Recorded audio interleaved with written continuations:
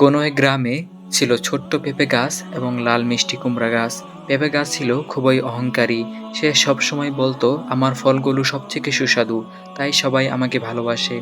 অন্যদিকে লাল মিষ্টি কুমড়া গাছ ছিল খুবই বিনয়ী। সে সবসময় মিষ্টি কথা বলতো। সে বলতো, আমি নিজেকে খুব বিশেষ কিছু মনে করি না, আমি শুধু খুশি থাকার চেষ্টা করি। একদিন গ্রামের শিশুদের জন্য বড় একটি উৎসবের আয়োজন করা হলো। গ্রামবাসীরা সিদ্ধান্ত নিল সবচেয়ে সুন্দর ফলের গাছকে পুরস্কৃত করবে। পেঁপে গাছ তার সুন্দর ফলগুলো নিয়ে খুব আনন্দিত ছিল। সে মনে করলো, নিশ্চয়ই আমি পুরস্কার পাবো। কিন্তু উৎসব শুরু হলো। শিশুরা যখন লাল মিষ্টি কুমড়া গাছের হাস্যোজ্জ্বল চেহারা দেখলো, তখন তারা আকৃষ্ট হয়ে গেল। সবাই লাল মিষ্টি কুমড়াকে ভোট দিতে লাগলো। এই দেখে পেঁপে গাছ নিজেকে খুব লজ্জিত মনে করলো এবং তার নিজের ফলগুলো দেখাইতে লজ্জাবোধ করলো। সবশেষে লাল মিষ্টি কুমড়াকে সেরা ফলের গাছ হিসাবে পুরস্কৃত করা হলো।